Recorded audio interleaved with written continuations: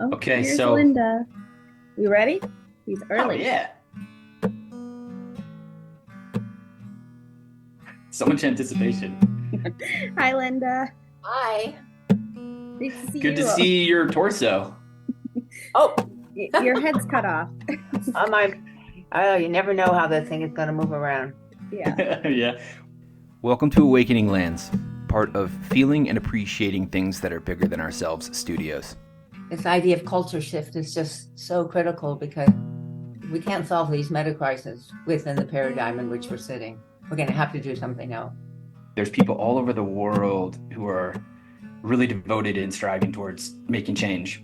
There is something about these people who are working more systemically, who, for whatever reason, maybe it's an intuitive systems thinking or systems feeling they have. Maybe they have a background in ecology, but they're looking at whole systems and intuitively moving bioregionally. Yeah. There's not a common language or coherence amongst them, really. But it's really interesting when you look at bioregionalism or shifting to an ecological paradigm as like a developmental process from where we are. Yeah. We feel it's really, really valuable to point to the people who are exploring the leading edge of how that might happen, what the roles are that they're engaged in, the functions they're serving, Mm-hmm. and then to bring coherence to the whole by them seeing each other Mm-hmm. and seeing the nuances of that. Yeah. We don't have language. We don't have a shared language in many ways. And, Exactly. that really determines so much about what you can think about is if you don't have the words to be able to describe it. So Mhm. I think having this conversation is really important, and I'm so appreciative that you all are doing it. In this episode, we're joined by longtime Buffalo activist and educator Lynda Schneekloth. We explore a bit of what has made Lynda such a dynamic voice and leader. We explore her ability to feel whole systems, to feel the soul of places, to feel the soul of Buffalo. And she provides potent stories of how a grassroots group of friends learned to speak for a river, and how people have been learning how to create the support structures to come together for entire watersheds. We wrap up by touching on the need and potential in intentionally engaging with young people, and how to cultivate active hope in all of us despite the challenging times. I do like to start from a place of gratitude. So sharing what you're grateful for. We think that it's just a really nice starting point to enter that space of feeling grateful for everything around us. So Well, would you like to share what you're grateful for? We could I'd be start more off. than happy to share what I'd be grateful for. Number one, I'm grateful to you two, and the whole bioregional movement. I have always felt like it's just so critically important. Thank you, all of you who are active and think about that and stretch your minds and talk to others about it. That's one thing for sure. I'm also grateful for my family. I live on a block with three of my kids and grandkids, and it's just this amazing structure around me of support, which is very important for all of us. I think at this particular time that communities, nestings of communities, are critical and going to be more critical as as these poly crises continue to unfold in front of us. So I'm grateful. I'm grateful for that, and I'm also grateful for my dog, who's really good company. Although I don't have her here right now because she would surely bark sometime during some important thing that we were saying. Yeah, thank you for that. It's funny because I always think of this ahead of time. The two things that I was thinking about this morning were one, the fact that I'm really pushing myself to like the financial limit to pursue what I feel is my calling, I guess. And this morning I was just so grateful for the people who are supporting me in that. Like right now I'm staying in Grand Junction at a friend's house, my friend Brad, who's letting me stay in this condo that's for sale, and he's jumping through all these hoops, to let me stay here because Yeah. because he's a friend first and foremost, but I think also because he supports what I'm doing. But I was also thinking about my dog. I'm like, she's just such a trooper. She's always here. She's always in a good mood. It's funny. I was, thinking about two similar things. So Yeah. I guess we're synced up. Great. How about you, Anna? I think just the insight that talking to you and Margaret and Jay, who have this wealth of knowledge of the history of Buffalo. I am a fourth generation Buffalonian. So, I hear a lot of stories about my grandparents growing up, my parents growing up, all my aunts and uncles. We all still are here too. Pretty much everybody within my family didn't go any farther than Rochester, besides a handful of people. But it's just really great seeing like another side of all of the stories that I've grown up with and feel like I'm getting a really rounded view of the ecology of Buffalo. Why are things the way they are? So I've been really grateful about the opportunity to learn about all this. Wonderful. Yeah. And my mom's from Buffalo too, by the way. So there's a connection here as well. So and I'm learning so much. It's so interesting learning so much about the environmental movement there, and even place. Margaret told us about all these places, and I looked them up on maps, and I'm getting to know this area my mom is from. My grandma still lives. My aunt and uncle are still there. It's just, it's surreal. I'm like in this strange dream space right now, getting familiar with this place that I have family roots in. It's been interesting. That's really wonderful. Yeah. I've seen in a conversation you had with Anna before, and I got a sense for the kind of person you are. And my impression was, man, she's determined and decisive. That was like my big impression. And I'm wondering where the origin of that was. I grew up, of course, in a very, very different time. That I was born during World War II, which I'm sure for you sounds like it's ancient history. I was born in Baltimore during the war, but we moved when I was very young to this farmhouse outside of Washington, D.C., next to a creek, and there were 5 of us. So, and of course, this was before television and all of those other things. So we were really free-range kids. We had the run of everything, and it was just absolutely marvelous. So we spent almost all of our time at the creek. And that turned out to be one of the best learning experiences of my life. And I think has drawn me to water and my concern about networks, because, it was like the creek, right?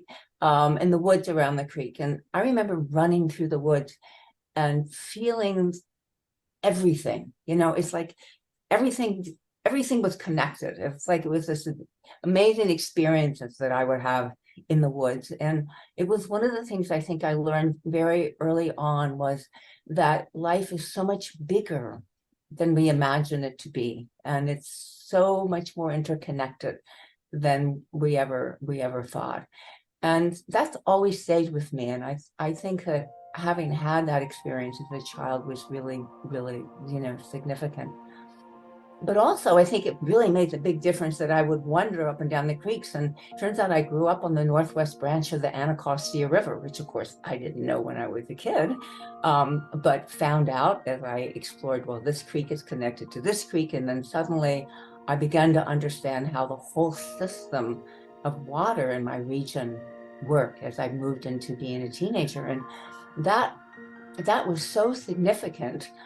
Because it has, I think, framed my thinking very much about ecology all the way going. Those I think are 2 very important lessons: is that we're a part of everything, and that everything is connected.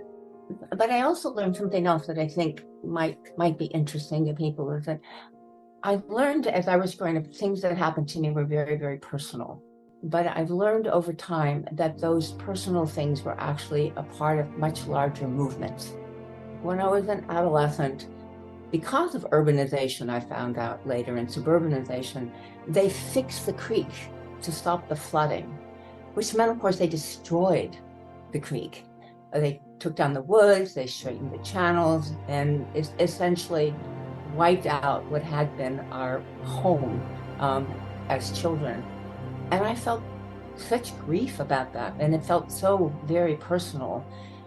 But it wasn't personal. It was happening all over the United States of America at that particular time. It was like we just believed that we could just change things. And here we are, this huge, massive movement, post-World War II, into the suburbs, totally changed the water regimes in such a way that we had to do something about it, but we didn't think about the consequences of what we were doing. I don't believe that we did at that particular point. That had a really big impact very early on, feeling this incredible loss. And then the second thing that I think is emblematic of that is that my father died when I was 13 of lung cancer. And it wasn't until many years later that we realized that he died of mesothelioma, that he was an electrician. He worked in the shipyards in World War II around asbestos. And Monsanto, who was providing it, knew that it was carcinogenic, but offered no protection. So very early on, this sort of injustice associated with environmental decisions became a part of my life. And I think both of those things had a big impact on my growing up and decisions about what I did and how I finally, became an activist, as well as a university professor. So those were the two things that gave me positions to be able to take some action in my life.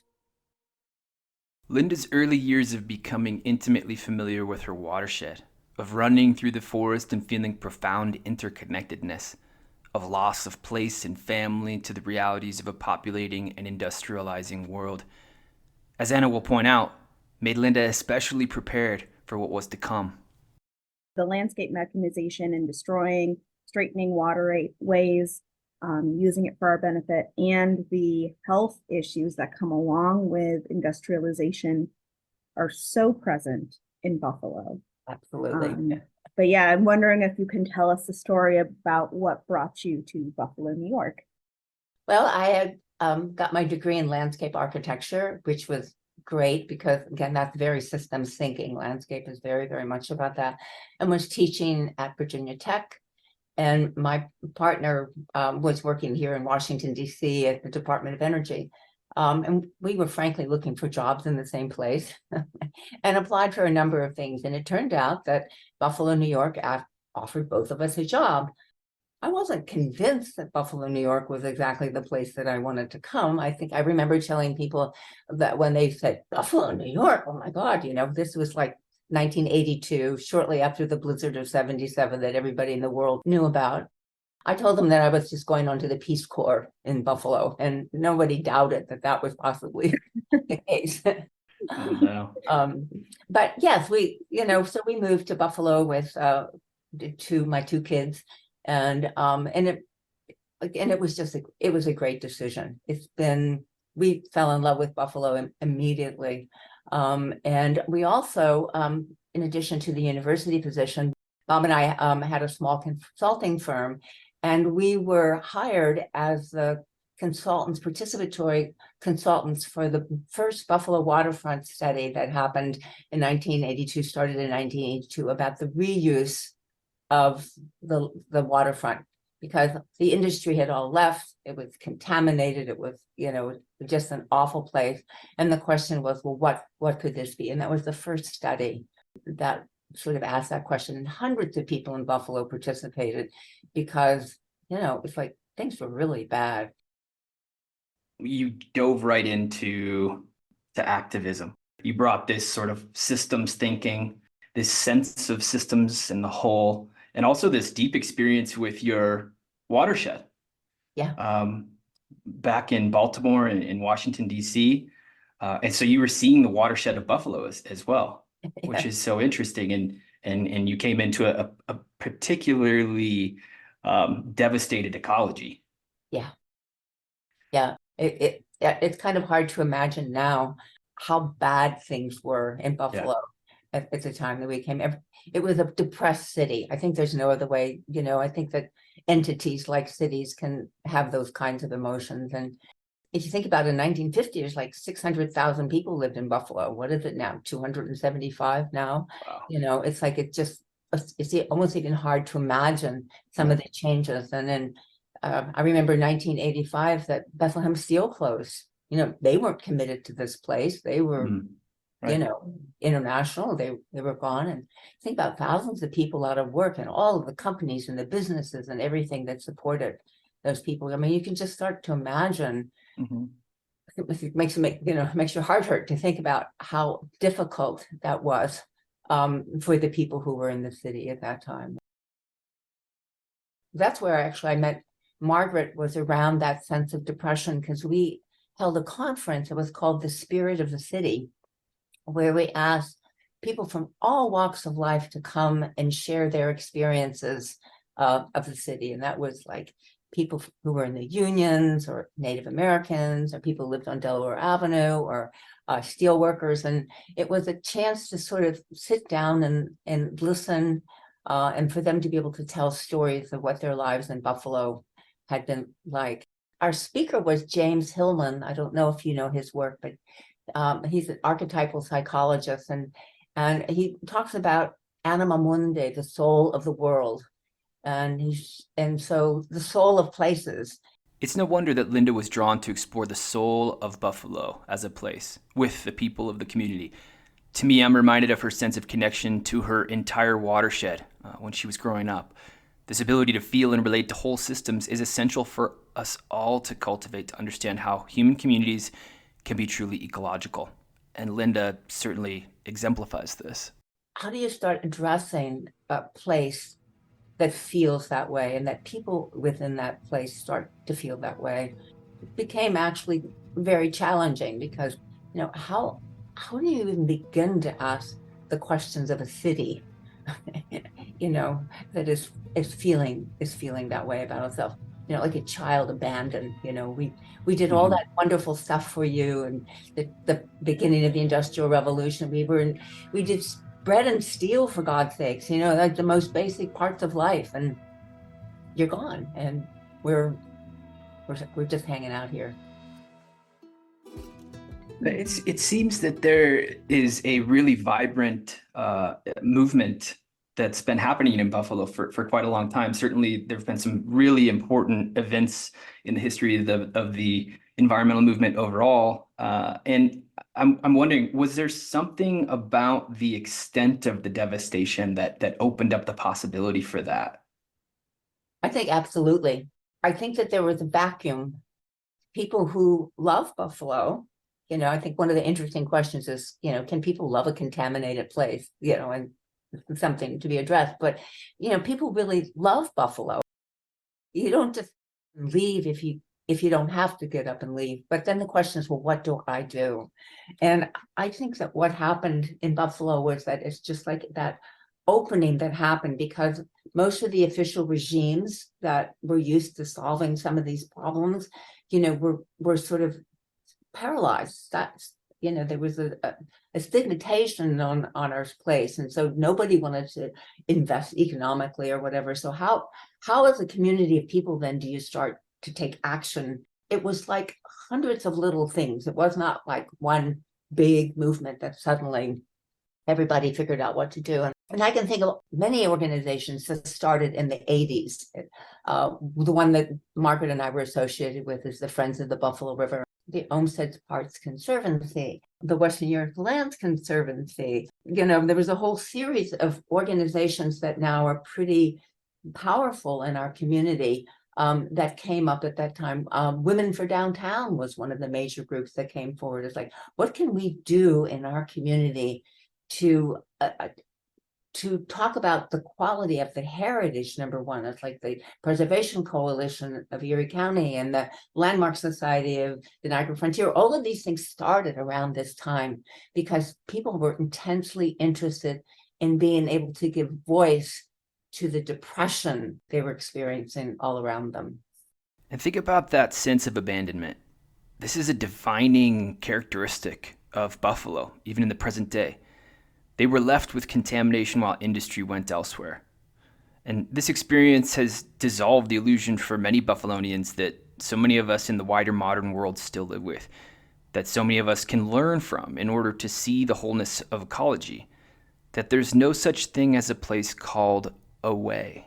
Our experience of these leftover contaminated landscapes, or our experience of bad air from Lackawanna because of the Bethlehem seal, this was real. This is you felt this. So it wasn't away, away, this place to which we send things that if you don't have a planetary perspective, you can always assume that something goes away.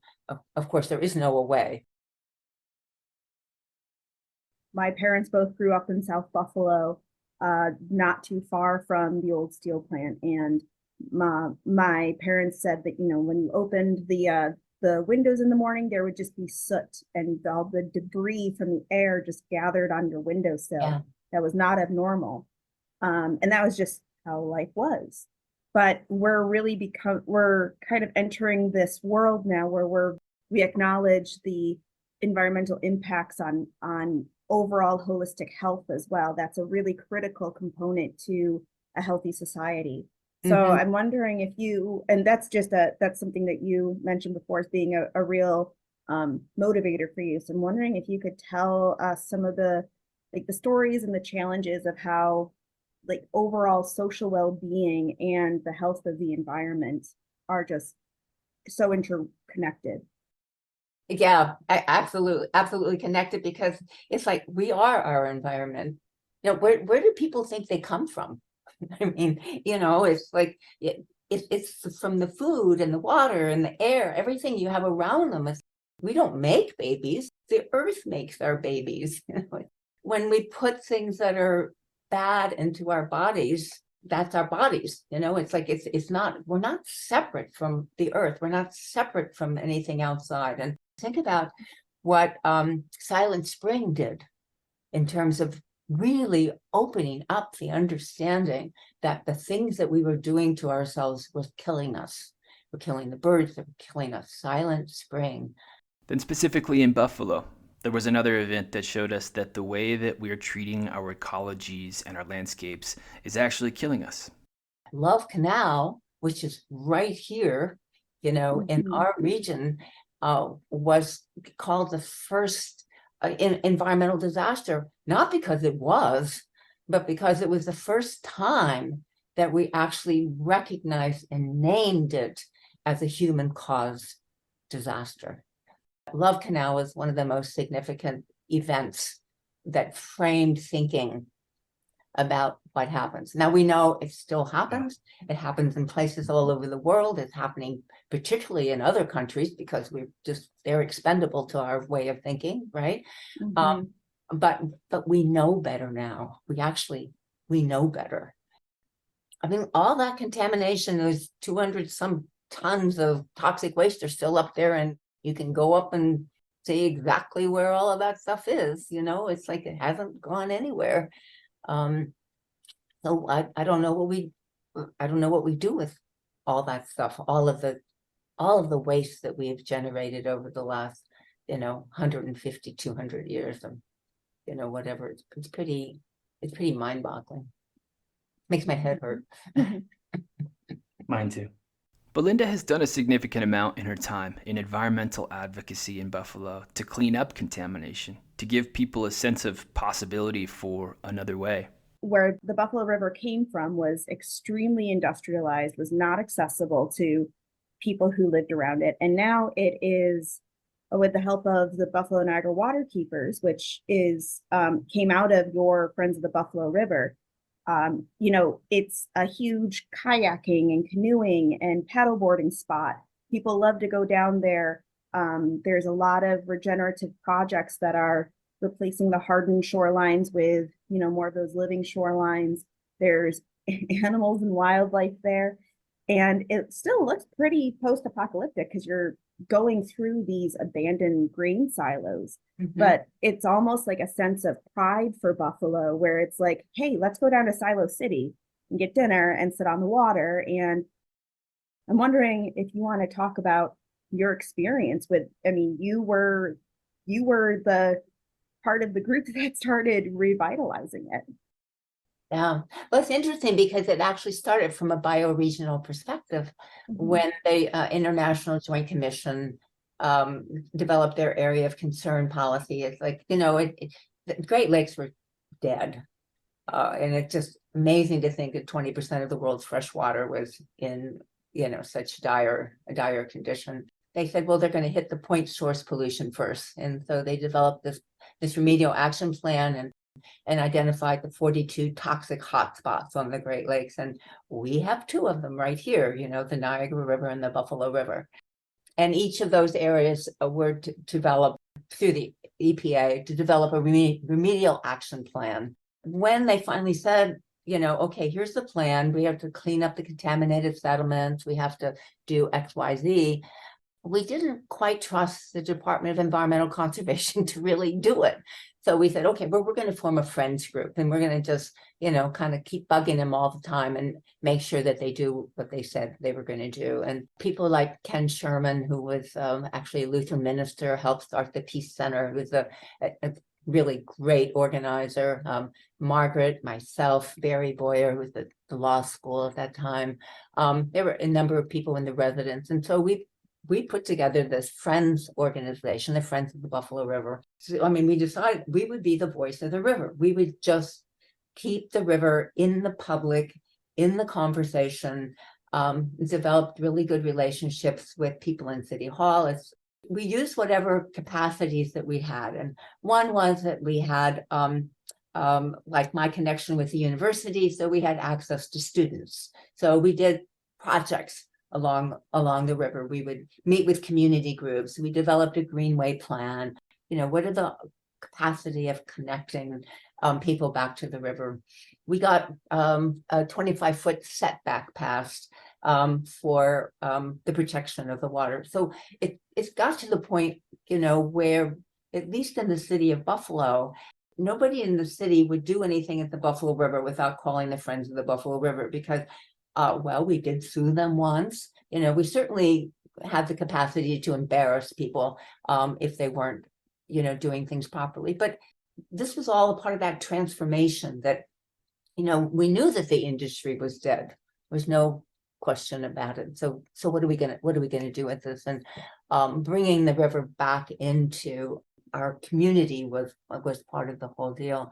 And we were very fortunate that we had a lot of support from DEC and the EPA, and there was money coming in, so when they brought this area of concern, they did bring financial support as well, so that the people who were working on trying to restore it decided that this was a good thing, that we should be doing that, and was cleaning up the contaminated settlements. It took, though, almost 20 years before they actually did the cleanup, which is pretty astounding. It was the Friends of the Buffalo River who became the Friends of the Buffalo and Niagara River, once we realized that nobody was going to be the Friends of the Niagara River if we didn't become the Friends of the Niagara River. They actually assumed the management of this remedial action plan. And that's the only one across the country where a nonprofit, as opposed to a government agency, did that. So that spoke to the capacity that we built over time. So you can start to see how kind of a group of scrappy people, and we would have cleanups, and have people come down and help get rid of trash and garbage. And we took cars out of the Buffalo River, pianos and cows, what you found in the river at that point was really, but it was also fun. It's like there was this element of joy of it, it's like if something's really a mess and you bring some order to it, it feels really good. There's a sense of accomplishment, and so we had a lot of people who decided that this was really not just, isn't this really good work for us to do, but we're having a good time while we're doing that. And I think that built up a really large constituency. The Friends organization, as it got bigger, it had to change. You can't be a scrappy group of people. It's like all these different things that were going on, the plantings we were doing. If you're going to manage a remedial action plan, you have to be a responsible organization. So you start to see with all of these organizations that we talked about early on, of becoming much more sophisticated and much more able to manage legal and bureaucratic and political context and stuff. And so that I think was a natural process that happened over time.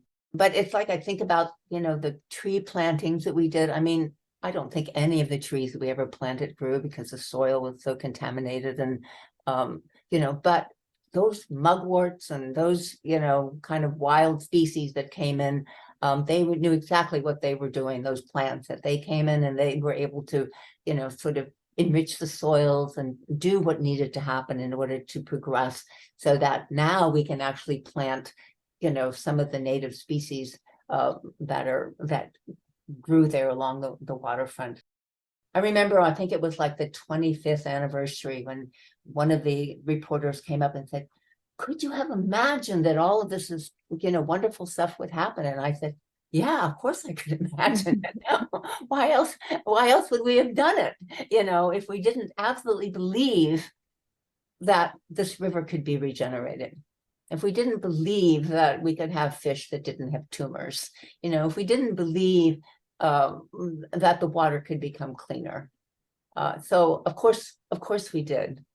And this story that Lynda just shared presents to all of us something of a masterclass in grassroots organization, in what a group of scrappy people are capable of doing. But it also shows us that it's all connected. But we also learned so much. We learned that the 6 miles that we were responsible for, within the city of Buffalo, really, a lot of the contamination was happening outside in the bioregion, up in the upper watershed, and it's like you couldn't solve the remediation of the Buffalo River in Buffalo. So now, of course, now that the organization is much larger and has a much bigger region, including the entire Buffalo River watershed, it's now decisions can be made about what has to happen upstream in the communities that you have to work with upstream, as well as, downstream. And they're all a part of the Niagara River watershed, which of course is, connects the two Great Lakes. Well, and speaking about beginning things and seeing things at the larger whole, I think another huge contribution that you've given to the Western New York area is bringing in the Western New York Environmental Alliance, recognizing that it's really critical for all of these different organizations to communicate and have some sort of shared agenda or purpose. And I'm wondering if you could just kind of share, for people who might be part of coalitions, what are some support structures that we could create that could support these larger narratives that we're looking at? Right. We knew we were having so many movements. This is like around, 2005, 2008. There's so many organizations. We moved from very few organizations to lots and lots of organizations, but there was not a lot of communication amongst those organizations. And we realized that we probably could do a lot more together than we can do separately. And so let's at least figure out what those things are and figure some collective to do that. So we could, we found out that there were like 130 different organizations, and this was just in Buffalo and Niagara counties, that said that they were environmentally, oriented. And we had a series of meetings where we invited all of these people to come. It was like a planning process, that we were able to, we know how to do those things, and how we bring people in, how we help them raise agenda about what is it that you want to accomplish and why,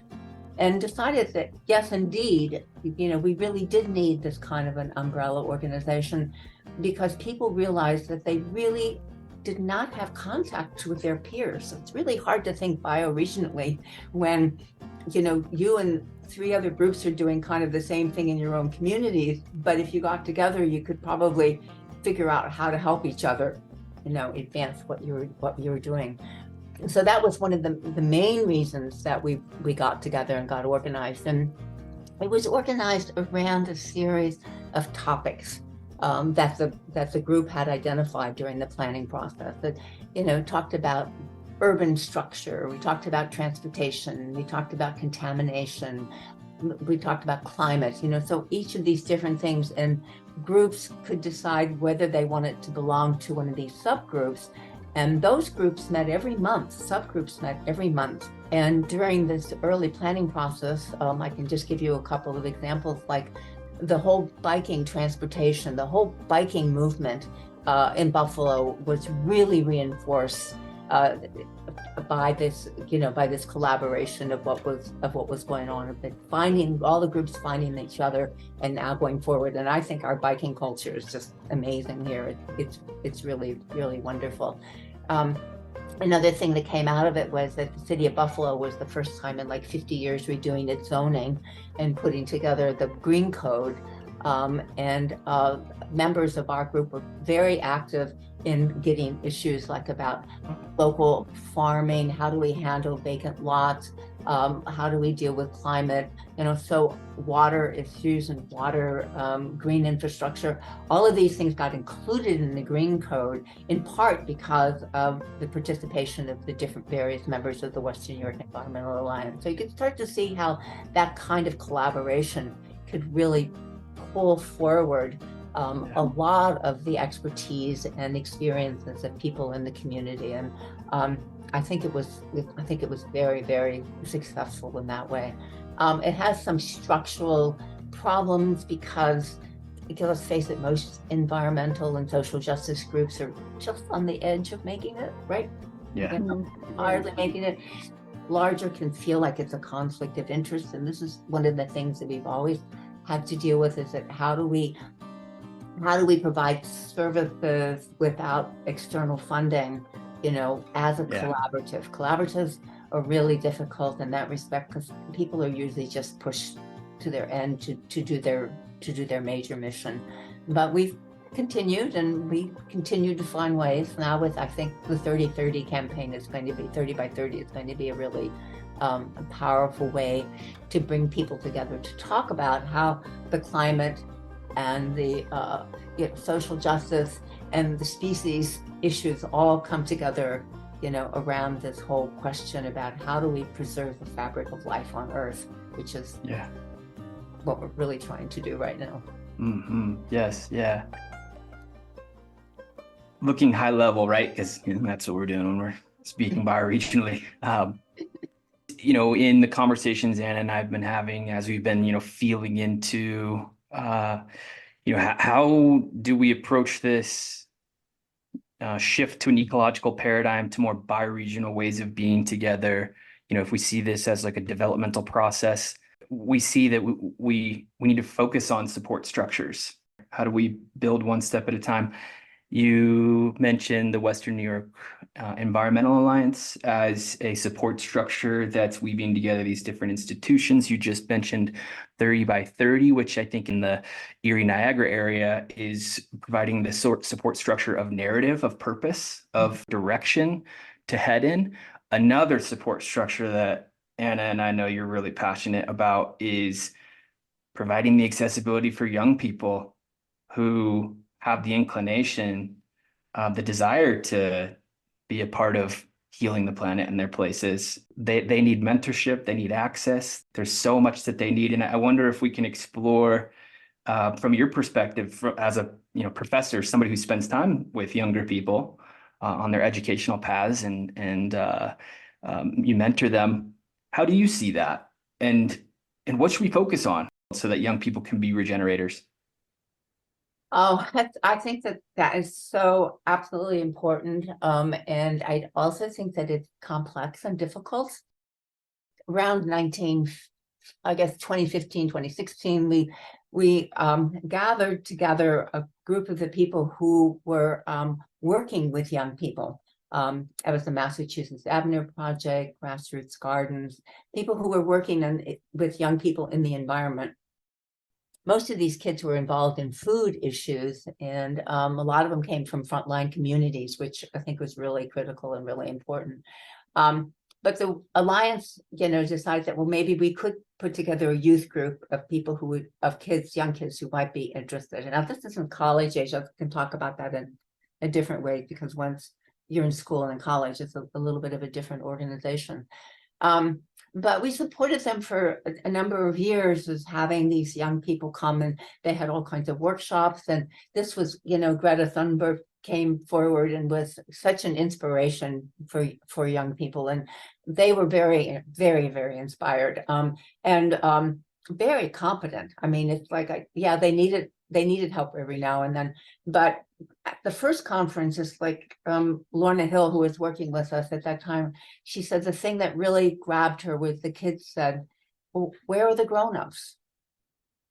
You know, and it's sort of like, that's the question, where are the grown-ups? No, and so the kids just moved in and they did such a marvelous job. And one of my favorite things that they did is they actually pulled off getting the city of Buffalo to pass a climate emergency resolution. They worked with council members, they visited their offices, and you know, it isn't very often the teenagers go in and sit down with council members and try to talk to them and convince them that this is a really important thing, that they had their arguments all, you know, very carefully put together. They had survey, they had all the kids at school sign their survey and say how important it was and stuff. And one of the council members, Nowakowski, who's still on the council, led the way, and the resolution passed unanimously. I think it was 2019. Buffalo declared a climate emergency and talked about the need to take care of certain aspects of it. You can actually find the resolution online. It was a pretty wonderfully energetic time, but it also points to one of the issues of working with young people is that, you know, they all grow up, they go off to college. You know, it's like, so unless you actually have a real substantive infrastructure in place, it's really hard to figure out how you bring new kids in, and you know, as the older ones graduate. But the kids are hungry for things like that. You know, it's like, yeah, a certain percentage of them are, you know, could care less, but some of them are saying, well, what can I do?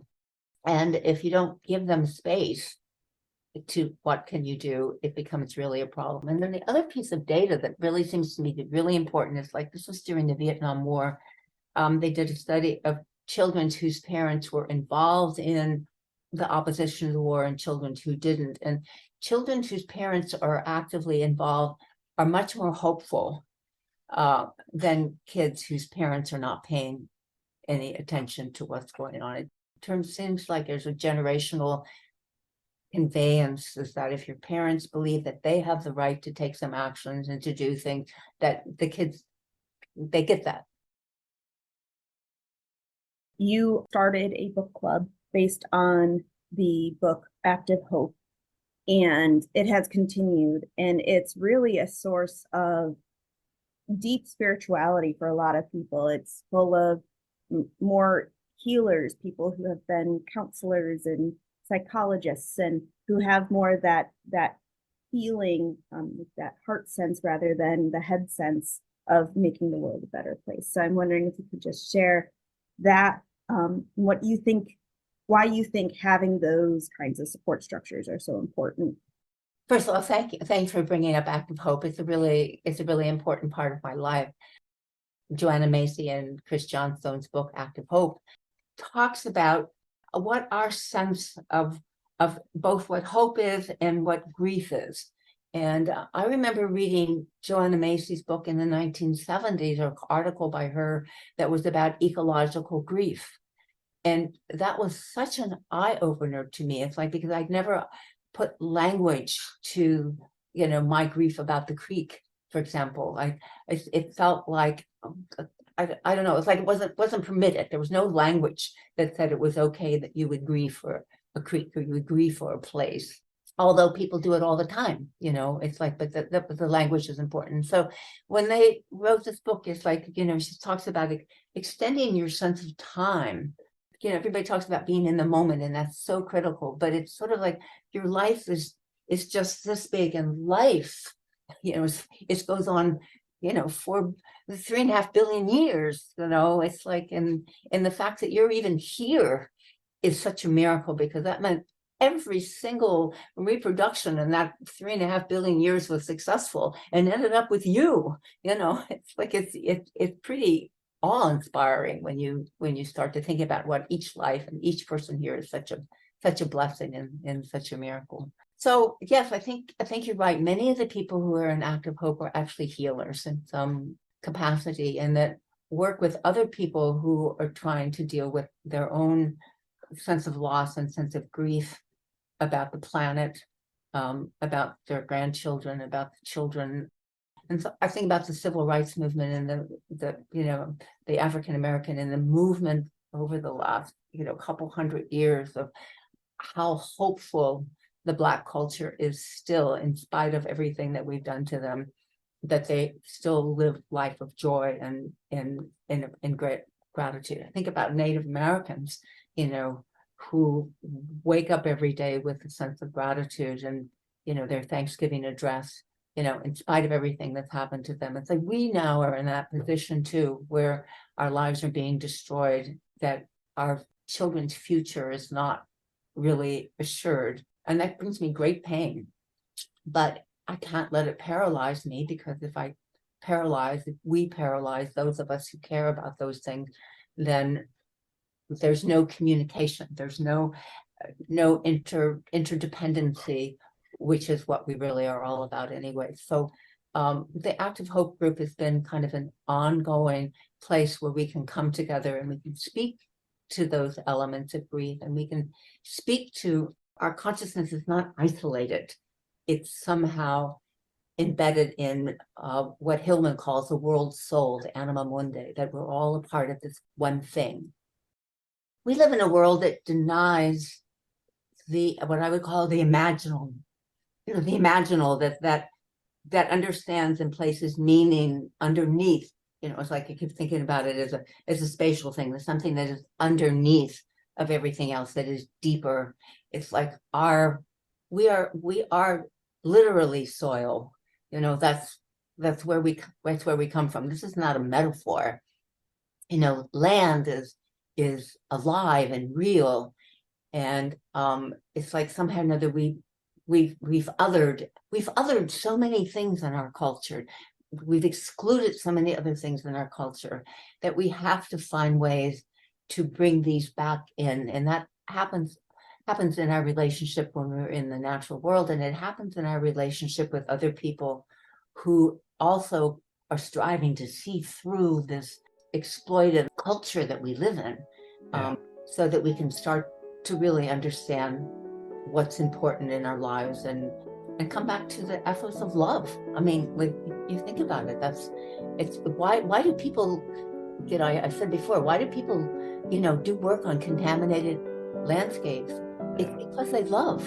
They love the place. They understand. They have a heart-to-heart relationship with things and with the people, and these are the things that bring us joy.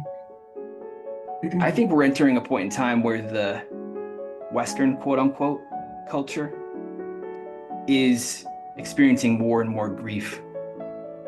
More and more, it's no longer able to live with the way that it is. And so I think that this is creating that opening for like a collective awareness of how we can be part of something much bigger. That's my sense. I feel like there's an opening right now that's occurring for like a collective spiritual awakening. I sure hope so. I feel it as a possibility. I think I agree with you too, because it's worldwide. It's like you can see in the resistance to the latest COPE meeting, the latest climate crisis. Like people are just saying, we're not buying your narrative anymore. We're not buying into this anymore. It's like that we believe something else. We believe in our collective. We believe in our relationship to the earth. We believe in gratitude. We believe in, as you say, there's something so much bigger than our own little ego world, or our own group. It's like, I come back to my friend Agnes Williams, a Seneca teacher, and she says our job is to get up every day and ensure that the world continues for future generations. It's a life of giving. It's a life of preserving relationships and people and land. Joanna Macy says, I'm so glad that I'm alive today. This is really hard, but wow, we have such wonderful, good, loving work to do. And it's such a privilege and filled with gratitude that we're actually able to do it. How would our listeners be able to support some of the work that you've been doing? Maybe links to websites of groups that they can donate to or learn about, or yeah, how can they follow your story? Okay, well, I'd be happy to give all kinds of things, places that people can give money to, and certainly your group is certainly one of them, because I'm really, really so glad, pleased about what you're doing. But one of the most important things is gather together with people who can support you and who can love you. It's like, it can be pretty lonely sometimes. It's like you read the paper or whatever, and you feel, I don't know about you, but I often feel assaulted, in the course of the day. And it's sort of like having people around, these are the things that I'm thinking about, and these are the things that I'm caring about, and this is what's happening to my family, and this is where I need support. And it costs us not to ask for support when we need it. So I think, faced with what's happening on Earth today, what's happening to the Earth today, what's happening to our culture, that it's like it's really, really good to bring people together, and to feel like you've got each other in some way. We really appreciate your time. Well, I really appreciate your time. Thank you all very much, and it's been fun. Thank you. Yeah, I enjoyed it too. Yeah, looking forward to coming out to Buffalo and meeting you. Yeah. I'll give you a hug or a fist bump, whatever you prefer. Okay, thanks so much. Thank you so much. Okay. Yeah, have a great day. See ya. Thanks for listening. If you're feeling a jolt of inspiration, If you'd like to support Anna and me in our ongoing efforts to tell these stories, you can donate to us on our Patreon at Awakening Lands. Links for all of this can be found in the show notes. Thanks, and please tell your landscape we said hello.